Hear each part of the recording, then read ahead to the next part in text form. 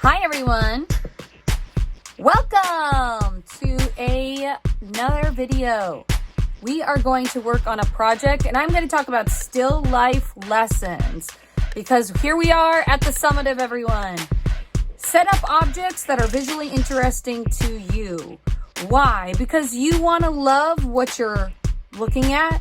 You want to choose something that's interesting to you, and then make sure you get out your supplies and organize them.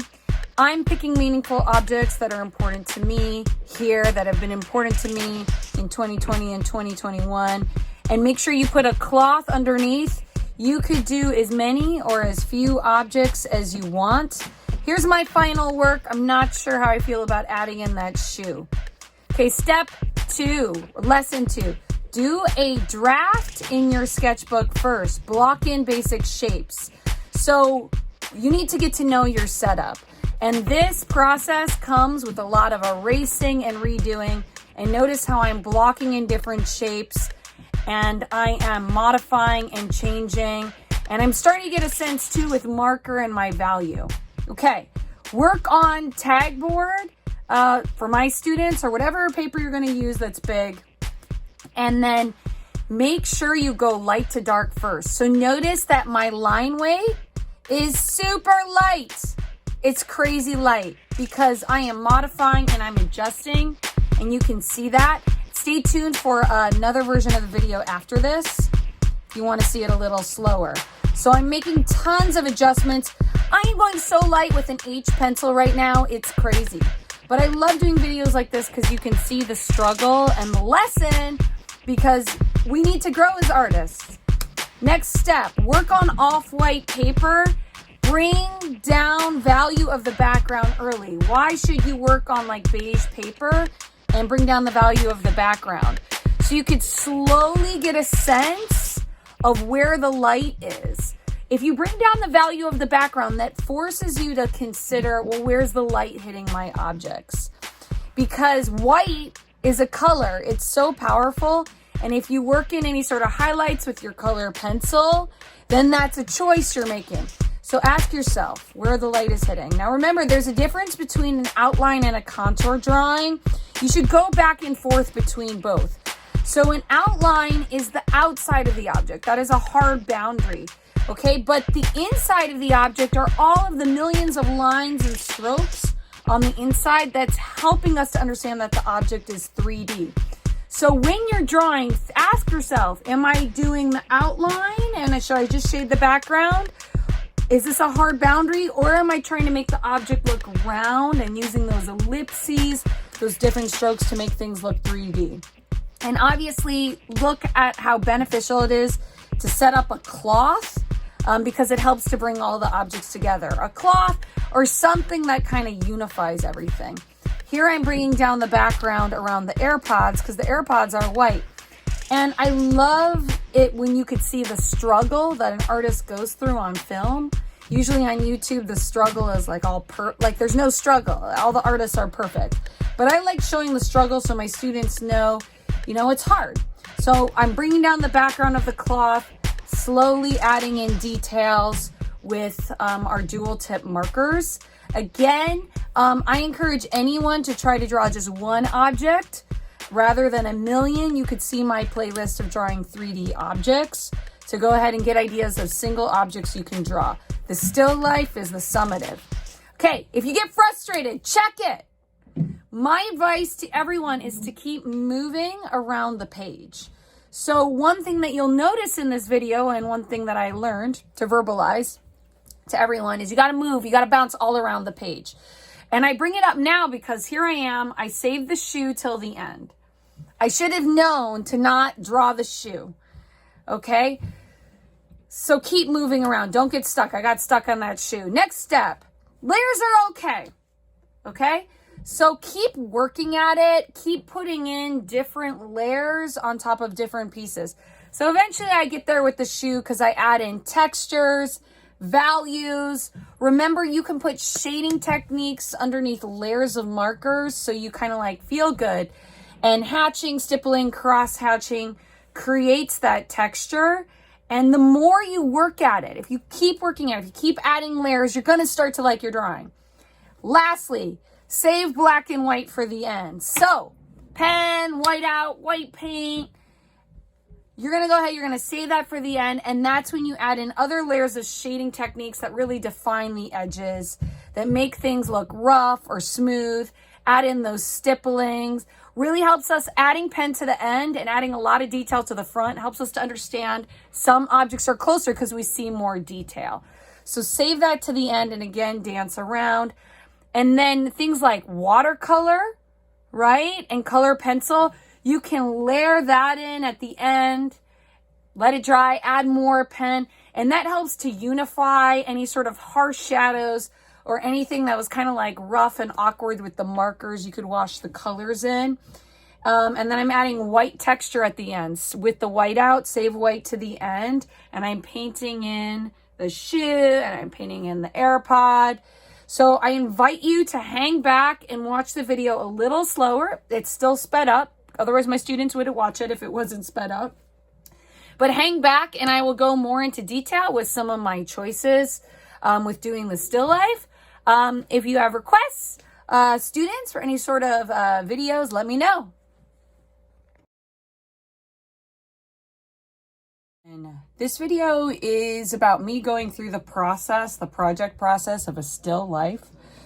So the first step with the still life is to start to sketch and slowly place the objects at different spaces in the frame. You should see a still life as an opportunity to kind of like problem solve. And it's really, really a strong hard visual problem, because look at how much I'm erasing. I'm constantly erasing, redoing, refining. And my message to all of my students is that you have to be okay with erasing and making adjustments. And that's kind of what art teaches us. So, still lifes are hard for everyone. And the amount of objects you include is going to determine how hard it is. Okay, I'm blocking in a coffee cup, AirPods, and it looks like I'm trying to do my shoe. You could see that I am blocking in basic shapes for each object, right? So if you're like, well, this is extra, then maybe slow down and just do 1 or 2 objects like my previous videos. But this is like, it depends on how much challenge. And this is so interesting. The beads are going around the back of that plastic wine glass. And then a brush is sticking up. So then I'm trying to get the cloth in there. And I'm still working in my sketchbook. But what I'm doing is I'm kind of putting in a little bit of color as a reference. So before you do a still life, you want to go ahead, you want to sketch the placement in the sketchbook. And I would like to offer all of my students extra credit if they take on doing a still life and actually taking the time to do the practice sketch in your journal. And I will go ahead and I will give you feedback from there. It would help if you included a photograph of your art like I did up here. But a lot of students like to skip that sketching process. And then once you've done several sketches in your journal, it is time for you to go ahead and work on the final paper. So I am working on manila tag board right now. My reason for beige is because I want students to start with a mid-tone so the paper isn't white, because most things aren't white. And I want you to think about, okay, well, where is it white on my paper? And that forces you to add white into your paper. This could be in the form of your white color pencil or your whiteout. But again, we have now practiced doing the still life in our sketchbook, and we're working on the final paper. This paper is actually really large. You are more than welcome to cut down your tag board to any sort of size. Now, all my other kiddos, hey, don't freak out. Okay? Like, don't be like, oh my gosh, I don't know what I'm going to do. This is too hard.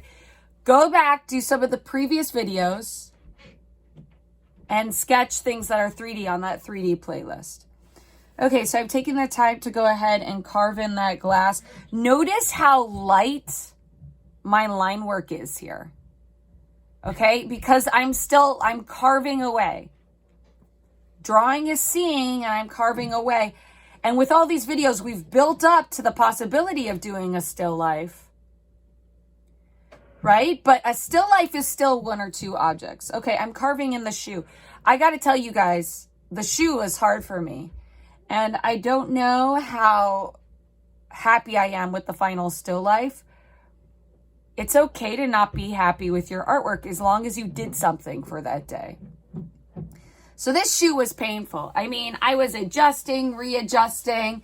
And I tell you guys, like, you take on drawing a shoe 3D, like, that's extra points. Okay, let me focus more on talking about the actual drawing. So like I did with my sketchbook, I'm blocking objects in, and I'm working on the placement, and I'm kind of dancing around the page. So I'm just carving things in, getting the angle of that paintbrush correct, and carving the glass. Notice how handy the ellipses are. And then I'm working on carving those headphones. The headphones circle around the glass. I thought it would be an interesting challenge. You could set up your still life as easy or as hard as you want. Like, you could take it back. Adding some ellipses, going down, and going ahead and getting the shape. That coffee cup is sitting on top of my passion planner. So we're drawing still lifes that have to do with our personal identity and who we are. And I'm sketching in meaningful objects. I'm doing the AirPod case. The AirPod case is sitting on top of the passion planner. And I'm noticing that I need more space, right? So I'm adjusting, right? So much of art is about, like, giving ourselves the time to make adjustments, going back in, carving the mug, and then continuing to sketch, zooming in for you guys. Love it. So the AirPods, trying to get the angles of those AirPods now. Notice how I keep adjusting the angle of my pencil, erasing, and just blocking in the AirPods with really, really basic shapes. So working that in, carving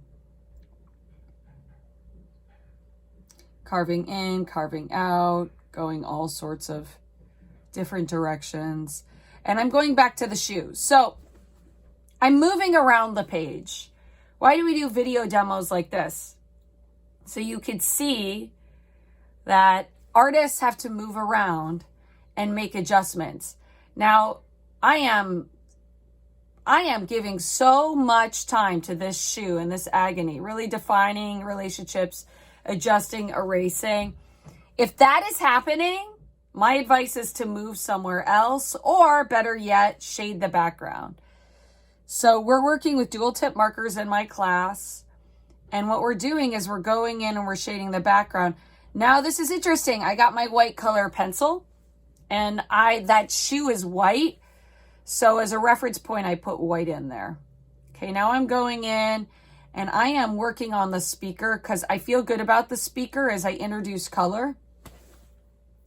The speaker feels easy to me. And those markers are dry. How does anyone get good art supplies? But they're good. They're fine. They've served me well. But I'm going in and I'm starting to lay down some color. Don't stress out if your markers are getting, like, kind of dry. You know, you could layer in, other colors on top, or you could add watercolor. So I'm adding in the colors of the speaker, adding in details ever so slowly and really defining the edges. So I'm using the thin tip of the marker to really make a clean, hard boundary. And that's something you should think about, painting the background. So we talk about hard versus soft boundaries.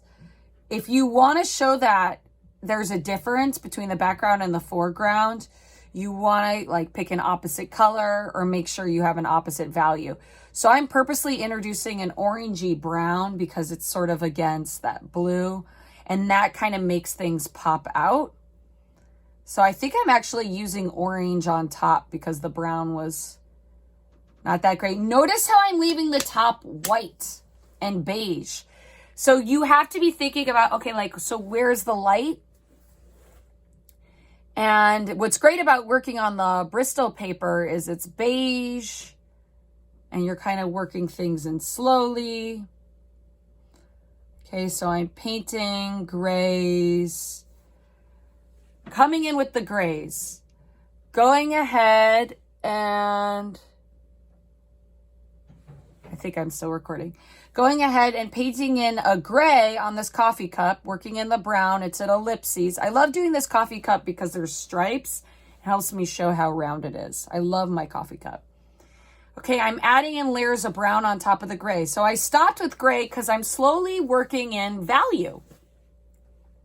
So notice how light most of these values are, including this pink right here. I'm slowly bringing things down. Now, all famous artists usually use like cloth, and they put objects on top of cloth. Why? Because whoa, holy blue. Sorry, I added in a dark blue. That is a dark value. I'm taking a risk there. Wow. So I'm just kind of like playing around. But yeah, what I was saying is adding in white at the side. The cloth helps to unify all of the objects. It makes them all connect. And it's a good challenge, but it helps everything kind of work together. Okay, put in some blues, putting in those ellipses. Now I'm putting in some white highlights on the side of that cup. A lot of ellipses, getting the relationships in of the coffee cup, dancing around. Again, check out my video on the coffee cup. You have those curved lines right there that are kind of like envelope wrapping around. And my son said something so funny. He's like, why is all that stuff sitting there? No one would ever have all of their stuff sitting there in a pile. I thought that was funny. But why do we do it? It's a visual problem. Putting in a shadow right here behind the coffee cup because it's a fight with light. So when you're doing a still life, any sort of still life, you're kind of like working in light. And again, blocking in images. Blocking things in, really making things dark. Okay, and I'm using that thin edge of the marker to kind of show where the coffee cup ends. So the Passion Planner is green, right? And I'm using those dark values. Ooh, white. That's exciting. I love working on beige paper. Like that moment when you put white in, like it's as powerful as black. Okay, so I'm trying to paint in the value of the planner now. So the planner is a green color, but notice how I'm using two different greens because yes, something can be a solid color, but that's something we're working on in this unit is things are multiple colors because they're multiple values. So when you approach drawing, you approach something with multiple values. Okay, this is what's fun about this planner. It kind of like the edge kind of pops up. It's curled because it's old. Okay, working on my background cloth. I purposely used red cloth, by the way, because a lot of my meaningful objects are cool colors and I wanted contrast. So yeah, a lot of that pink, hot pink color because the red was not cooperating. Zooming out, adjusting. Okay, using the gray to ever so slightly work in the wine glass. Plastic. It's a plastic empty wine glass that I drink water out of. So funny. Okay, carving in. Oh, I used a green pen to start to carve in that brush. You really got to use whatever you have around that's working. And it's like, you don't need fancy paints to do a still life. Use what you got. Okay, circling in, putting in those beats. And then this beige color, so interesting. Beige on top of beige, but notice how it's a different value.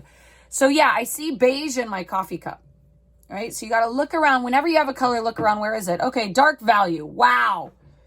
So every once in a while, you got to introduce the dark value. Notice how I'm dancing around from object to object. So I'm starting to define those relationships. The headphones are going behind the glass. Once again, you don't have to get this complicated. You can make it simple. Okay, you can actually see the cloth through the glass. That's so interesting. So that's hard. So you got to put some objects close, some objects far away, or you keep it easy, keep it chill. Chill, guys. It's like give yourself a challenge that is like there, at your level. These headphones were hard to draw.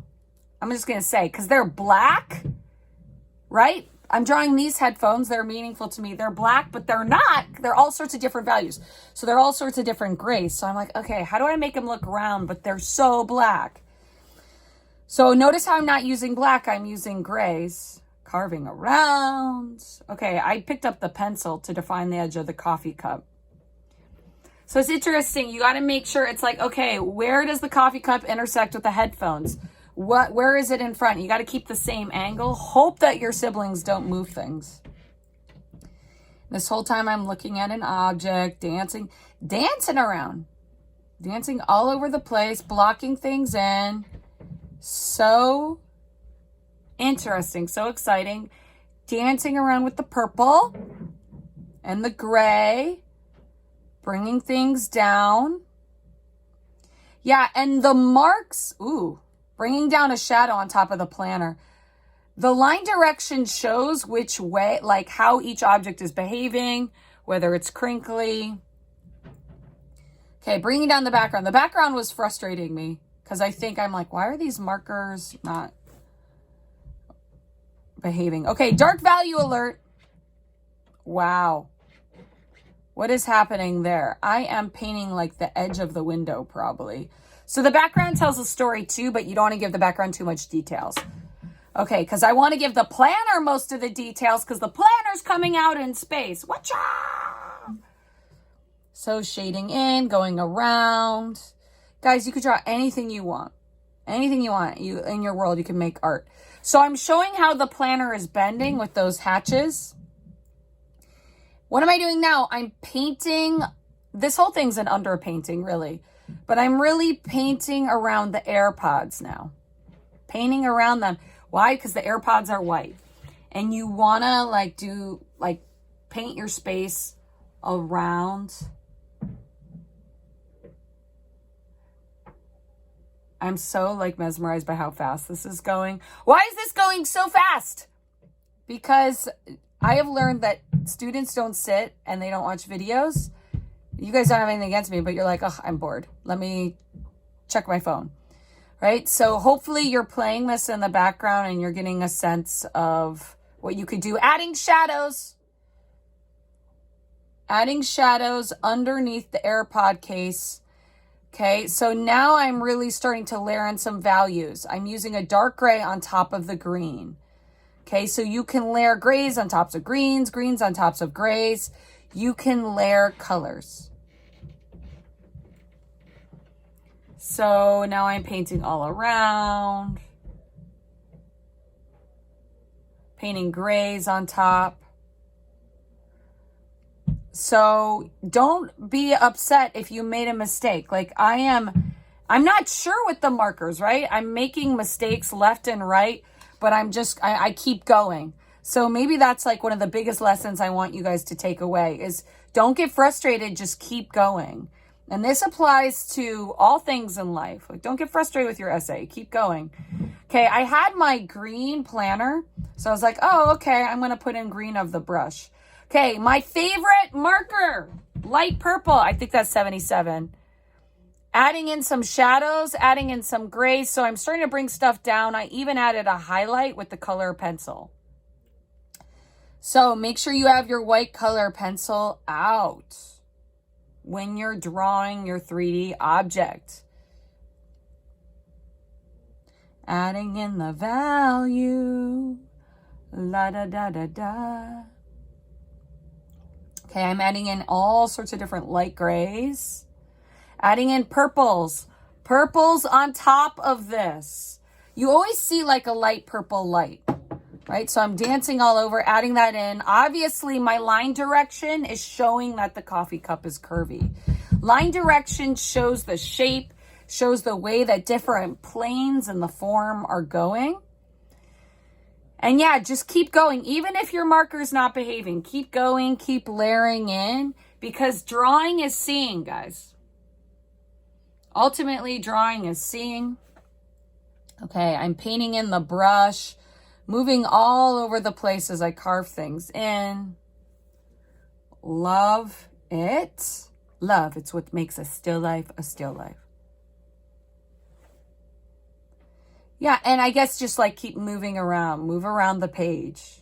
Don't get stuck in one place. Have curvy lines. Don't obsess over something. Don't erase and get stuck in a spot. Just keep moving around. Don't think, oh, I messed up and I'm not going to do this anymore. You just keep going. Just keep swimming. Just keep swimming. And that's like really the key with a still life or any sort of art, right? You just keep going. Okay, adding in shadows with the cloth. Again, notice how that cloth unifies all of the objects together, helps to connect them all. And that's showing me like where the light is and where the light is not. Okay, I have a bunch of gray markers. I may have more grays than some of you guys, but having all of your grays out can help you think about value. Okay, I'm going around with the headphones to show the shape of it being kind of around. I'm adding stipples to show the little dots, show the texture. So are you using a variety of shading techniques to show how your different objects feel? Like if you approach something with more of a blending feel or more of a hatching feel, that shows us the texture of the object. So dancing everywhere, showing the circles on top. Always, if you're hesitant, always approach something with a mid gray before going in with a dark gray like I'm doing right now. So that is something to keep in mind. Okay, going ahead, I'm dotting things, darkening things. So fun. Adding in a dark shadow. So I'm reserving this darker blue-gray for the end. And it's not the end, but I'm starting to slowly work in those dark shadows. Again, save your dark colors for the end. Save your dark colors for the end. Light to dark. Light to dark.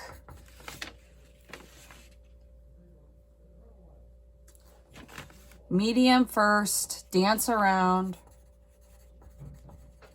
And I'm taking notes on my own work, and you should take notes too. Okay, now I'm carving in the background. Okay, I'm carving the outline of the shoe.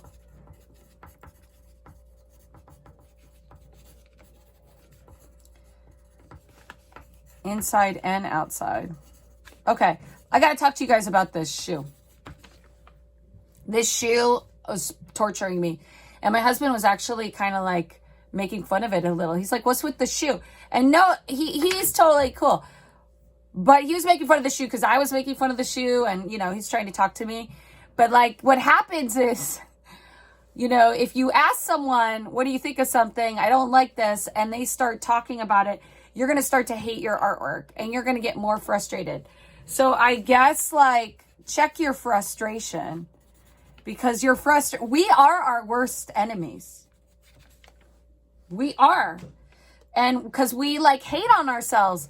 So don't hate on yourself. Be kind to yourself and keep going. Just keep working at it. Okay, I'm bringing in some colors of the shoe. Do you have to do a shoe in a still life? No. I actually, my still life, I think I would have liked better if I had just done the objects at the left. But I remember I was setting up this still life and I was like, oh, should I put in a shoe? And it was a last minute addition and I shouldn't have. And my husband and my son were like, why is there a shoe there? Don't think. Like, art begins when thinking stops. So don't overthink the whole thing. Okay, so I'm adding in lines and dark values. I'm trying to understand this shoe. Why is a shoe so hard to draw? Because you got so many planes going left, right, over. You got shoelaces. I mean, shoes are hard. And I'm just trying to get the right shape of the shoe because if you're drawing a contour drawing, there's a difference between contour and outline. A contour is the inside of an object. Outline is the outside. The problem with the shoe is the outline's already weird of a shoe, right? It's a weird shape, a shoe. And then the contour, like you got lines going left, right, all over. Like the lines that make up a shoe are crazy. And you're drawing the inside of the shoe too. You got to worry about like drawing the inside, the bends of the inside. Okay, let me draw more what I'm seeing. I'm going to stop riffing on the shoe. So what I'm doing is I'm trying to understand, get the right angle of the outside of the shoe.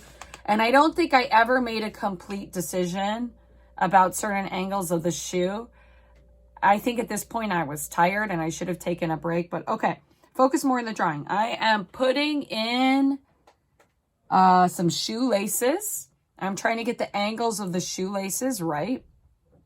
And I'm putting in a lighter blue, trying to represent. Now notice how my marks are going in the direction of the different bends of the contour lines of the shoe. So I'm trying to tell the story of the shoe by going left, going right, going up, going down. And I'm putting in texture of the shoe. So there's value in watching my struggle, right? Because we're reminded of things. Like shading gives texture.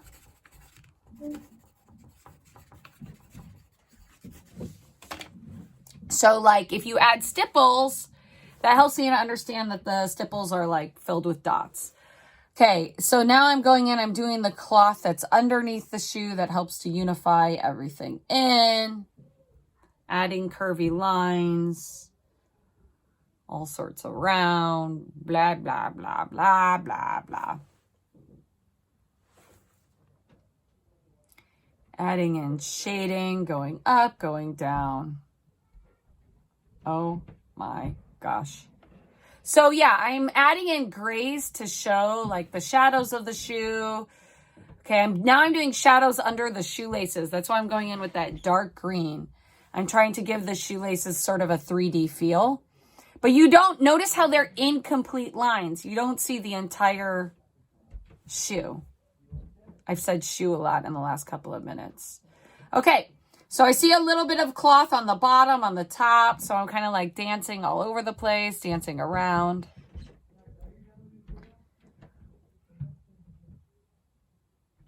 Okay, layering in some grays. You always like stop, be like, okay, well, what's light, what's dark? And bring things down. I'm dancing everywhere with the grays. Here. My kids yelling upstairs.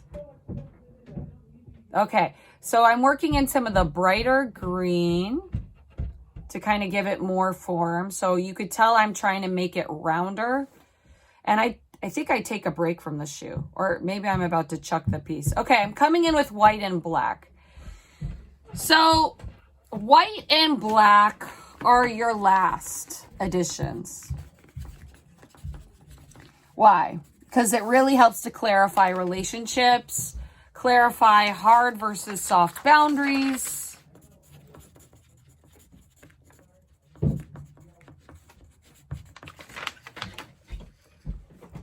So I'm kind of like working in those values. Dancing everywhere, bringing down the value all around the coffee cup.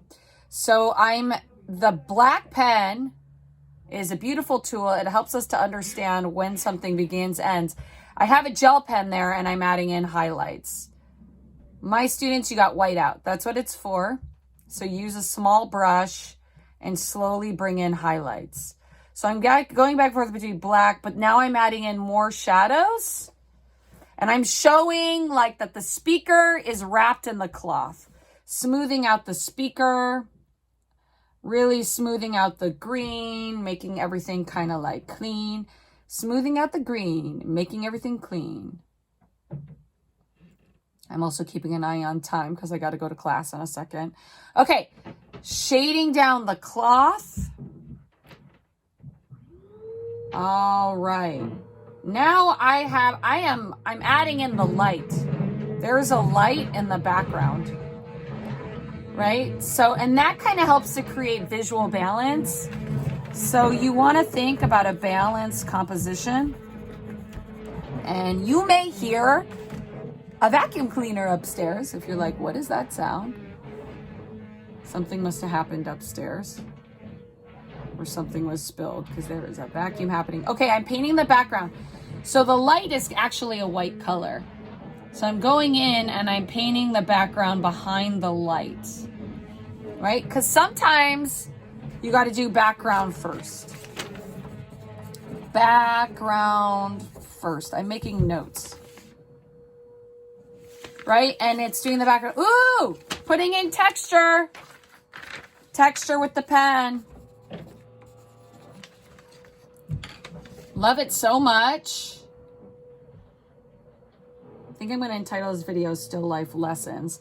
And that's like what you do when you do any sort of art exercises. You learn lessons, you reflect, you go back. You think, what am I going to do different next time? Okay, I am adding in texture with the pen. My favorite part of any sort of project is at the end when you're kind of adding in those those details. So I'm adding in lines at the side and showing the bend of the planner and really like defining edges and showing the story by adding in black, white, light blue, light purple, and I'm really adding in layers. So it's the best is when you stick with the project and you're adding details at the very end. So I'm making kind of adjustments with the planner, showing that strap is kind of wrapping around. And I think that's the part that I'm the most proud of. I'm proud of this cup, and I'm also proud of the planner. I'm not proud of the shoe, but I'm proud that I did the shoe, if that makes sense. So you want to always challenge yourself too. Challenge is good, but challenge yourself just enough. And I tell you guys are your most important teachers, you know? Like it's up to you to challenge yourself. Adding in some dots, not a lot. Some stipples, helping me to understand the relationship of those headphones. Going in, really defining the edge of the coffee cup. Okay. There is like excuse the vacuum. The coffee cup is kind of like meeting the side right there. Hopefully you're still with me, even though there's a vacuum cleaner going around. Okay. Really bringing down the value behind the coffee cup because the headphones are there. Helps me to understand that the coffee cup is in front of the headphones. Okay, bringing down values. So here I am. I'm like at the end of the project, really. And I'm bringing in the dark values.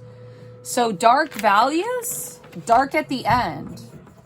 Dark values at the end. No stress, guys. All right, why do you have watercolors and color pencils? Because you can layer on top and really make some fun choices about color on top of your marker. So I am simplifying the background, trying to make myself love the shoe more, but simplifying the background by adding in more shadows with like a dark blue with my watercolor. And the watercolor works fine on top of the tag board. You do have watercolor paper, and that is an option. Though I do want students to save the watercolor paper for a self-portrait. But yeah, I would like you guys to do a larger 3D piece, carving all around. Okay, so the cloth, right? I am painting the cloth right now. Notice how I have a paper towel. And I'm really unifying the cloth. Unifying all my marks with the marker by doing a wash of watercolor over the cloth. So I'm using purples and reds to kind of bring everything together. So yeah, watercolor at the end will help you guys really bring everything together. Okay, what am I doing here with my video? Can't really see. I am painting the background and you don't see. So I'm unifying the background, unifying the yellow. Okay, dabbing with my paper towel ever so lightly. You know, less is more. You want to introduce things slowly. Stop, step away. But I added some yellow in the background to kind of bring the yellow down. And now we forget that the paper is beige, right? Because we've added white in, we've added darks in. Now I'm unifying the shoe with the green. So yeah, the watercolor at the end, great unifier, right? Watercolor is the great unifier.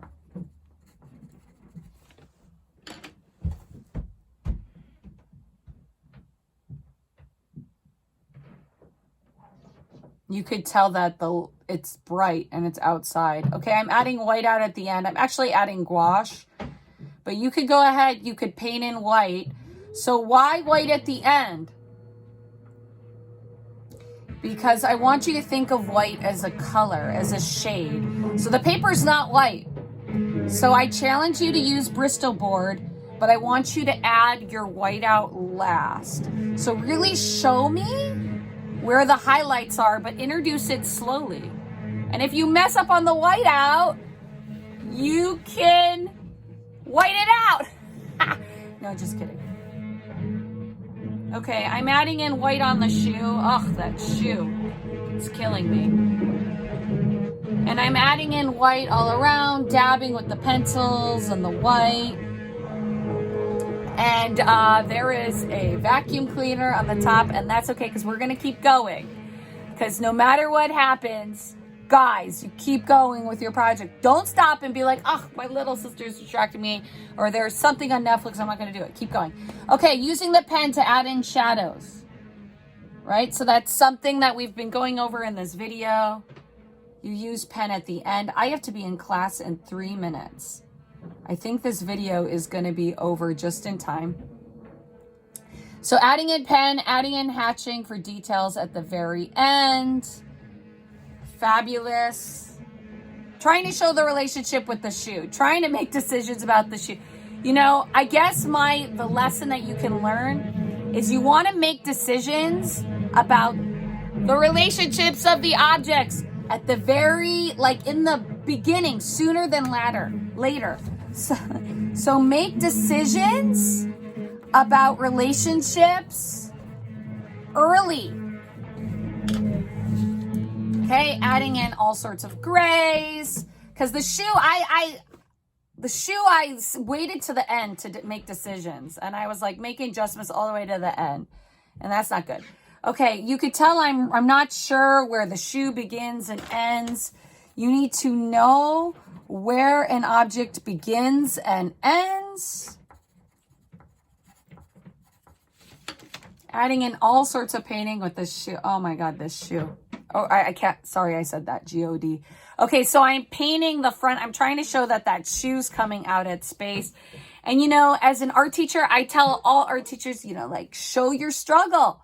Students need to see that you're struggling so they know art's a struggle and it's normal. Learning should be a struggle. Okay, adding in highlights of the AirPods because the AirPods are white. So you got to paint the AirPods with your white out. Again, students, you're not doing my setup necessarily. You're doing your own setup. Oh, this shoe. Okay, adding in highlights on the cloth. And that's it, guys. I'm all done. Thank you for watching. I got to go to advisory. I hope this video is useful. Do a still life on your tag board. I'm your art teacher. I'll see you later. Bye, guys.